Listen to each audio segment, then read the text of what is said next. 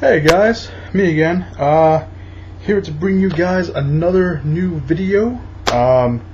This time it is finally my In Defense Of video.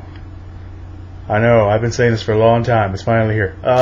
Anyway, for those of you who aren't familiar with my In Defense Of videos, because I haven't done one in a while. I think the last one I did was last August. Oh my god, it was last August for the Resident Evil series as a whole, movie franchise. Anyway, this one I've been saying for a while that I'm going to be doing, so for those who aren't familiar, again, this is a series of videos that I do, sort of, where I take a movie that takes a lot of crap, or people think is shitty, or stuff like that, and I defend it, because I am not like other people where I actually tend to like a lot of movies or enjoy a lot of movies, and some of them are crap. But this time I'm going to be defending a movie that I thoroughly enjoy and love, and that is Blade Trinity. Right there. Sort of. As you can see, I have the unrated version. Blade Trinity. Sorry. Take a look at the back if you want. I don't know how you can see that. There you go. Blade Trinity, of course, is the third of the series of the trilogy of Blade. Before I start, I will say that the things that people find wrong with this movie, or at least that I've seen anyway, could be other things people find wrong with this, but these are the ones that I've found mostly, are things that are pretty important to the story. So there will be spoilers in this video. So if you haven't seen the movie, and you intend on watching it, don't watch the video. Or if you intend on watching it and want to get spoiled anyway, continue watching. Just want to throw that out there before I started spoiling anything. Anyway, Blade Trinity, directed by David Goyer. Right? Yeah, David S. Goyer. So yeah. I just want to throw it out there for some reason. Wesley Snipes returns as Blade. We have two new cast members, Jessica Biel and Ryan Reynolds as Hannibal King, and Jessica Biel plays Abigail Whistler. Now, why would they bring in an Abigail Whistler? Well, Chris Christopherson, who played the who plays Abraham Whistler, the real true Whistler that we all know and love, ends up dying in this movie, which in my opinion, it's not that big of an issue since they killed him off in the first one anyway, and then they kill him off again here, and they bring him back in part 2 and they kill him off again here. I didn't mind them killing him off. I think, they're treating this as the last of the Blade trilogy, the last Blade movie that they would make, so I didn't mind them killing off Whistler. Because basically, I guess being in the final movie, you have to kill somebody off, and it was either Whistler or it was Blade. So I didn't mind them killing Whistler off, and then they brought in Abigail Whistler, which is Whistler's daughter, out of wedlock, like they explained in the movie, and they have Hannibal King, played by Ryan Reynolds, and I didn't mind them bringing these two in. I didn't mind the casting. I love Ryan Reynolds. I did like Jessica Biel in this movie. I thought she was a total badass chick in this movie. Nonetheless, though, I think the way that they kind of molded the characters. And here's the thing: right at the very end of the video, end of the movie. Well, not at the very end, but very close to it, right before the final act, we have Abigail Whistler kind of, she is kind of the, I wouldn't say protege, I'd just say that the roles are reversed for names. Think about it. Whistler, Abraham Whistler, Chris Christopherson, is the mentor friend of Blade, and Blade learned everything from him. Then he dies, and we have Blade up top now. And now we have this new Whistler, Abigail Whistler, or Abby, as they call her in the movie too, and she's the new mentor. And, you know, she trained under her father. There's this little comic book, I think they even have it here, where she learns everything from him, and you know, Whistler tells her to go look for Abigail, for Blade, and yeah, there's the little. They have a little comic book here. Anyway, I just wanted to say, that, yeah, I mean, it's very unique and interesting, the way that the character, the roles get reversed, because, you know, now even though she has a high name in the trilogy, she's now playing not the mentor, but person the mentor is mentoring. That made no sense, did it? None of that made any sense. Moving on! I hope that didn't disrupt the mic, because that would really suck. The next thing I want to talk about is the tone. The tone is a big thing for these movies, and for other people that think that these movies are... that this movie is not as good as the other two, because in the first Blade movie, even a little bit of the second one, even most of the second one, they all are very dark toned and they're gritty. Excuse me.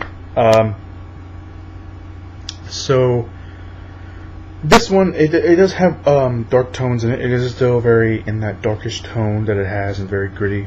But it happens in and out. It doesn't stay constant throughout the film.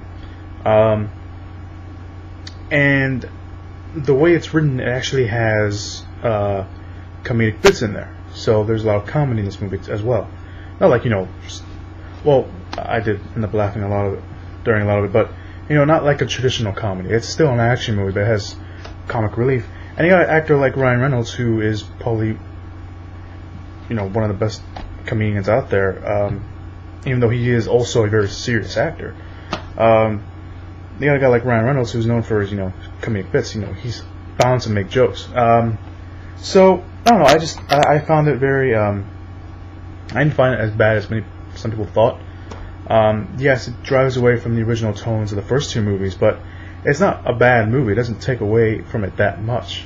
And then, last and certainly not least, the villain. Part 1 had Deacon Frost. Part 2 had Nomak and the New Reapers. And Part 3 had Dracula, or as they call him in the movie, Drake. And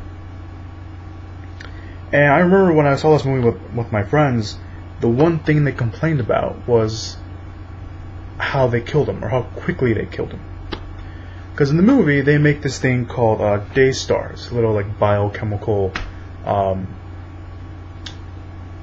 weapon that they made.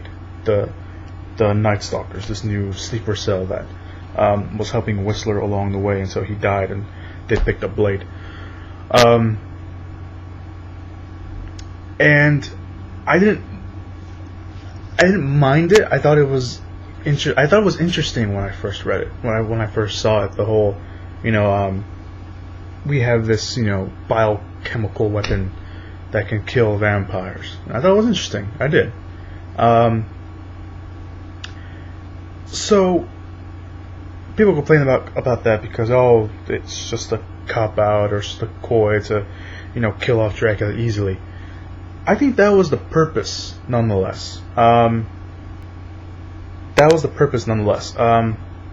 just felt that, I mean, like I said, they treated this as the last of the trilogy. They treated this as the last Blade movie. So I didn't mind them doing that. And the way they were going was that that little speech that he gives at the end, you know, about how the thirst always wins. They kind of treated it as Blade would be kind of the new villain, in a way. And that the Night Stalkers, Abigail Whistler and Hannibal King, would have to hunt him down. Which I thought would have been very interesting to see. But yeah, I don't know. I thought that was interesting, the way they killed him with the biochemical weapon. Again, I didn't find it that bad. I thought it was interesting. Yes, the very abrupt and to the film because of that. Because, you know, they kill him off, and then we have all this other stuff. And then we had a little outro that we have in the film. So I didn't mind that. I really didn't. Something else I find interesting about the film is that there's an alternate ending, and it shows it on this DVD. About I like how the TVs are showing the ending to this unrated version. And it's kind of an alternate ending. Actually, it has nothing to do with the fucking thing. Something I find interesting about the stuff on TV is that they're using the alternate ending, which is really weird. If you watch the original film, you notice there's a different ending than that you probably see on TV. The TV version is showing the alternate ending, which I thought was very weird. And I find it interesting because most TVs don't do that. They don't show the alternate endings. They show the endings they show in theaters. I just find that weird. That's a little just side note there. So yeah, that's pretty much it. That's kind of what I wanted to defend. The movie does have its flaws. I mean, there's a thing where Triple H is in the movie, the wrestler Triple H, and he gets kicked by Blade, and you can see the wall behind him go down. They're starting to pull away before he even reaches there. All movies have goofs. I think it just added to the movie. It was kind of meant to be. It was kind of meant to be taken seriously, but it's also meant to have fun with it.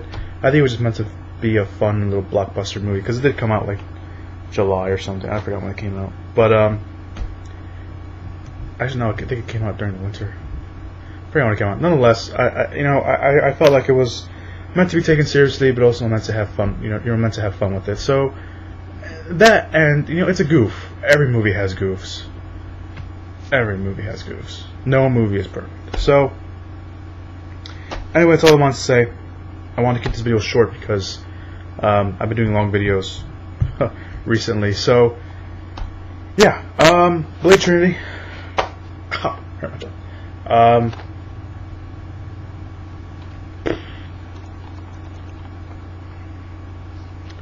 So yeah, Blade Trinity, third of the series.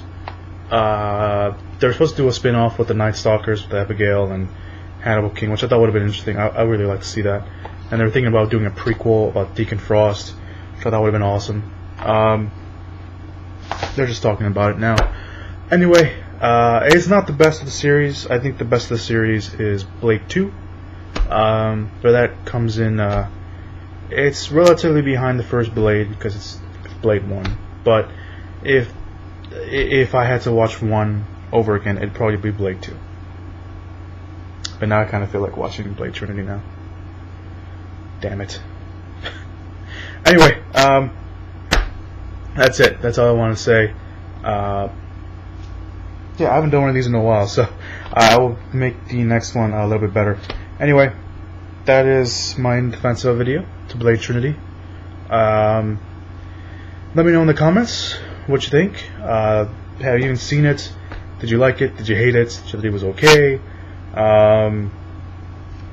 And what do you think is the best Blade of them all? Yeah, just let me know what you guys think in the bottom. That's pretty much it. That's all I want to say. So I will see you guys in the next video.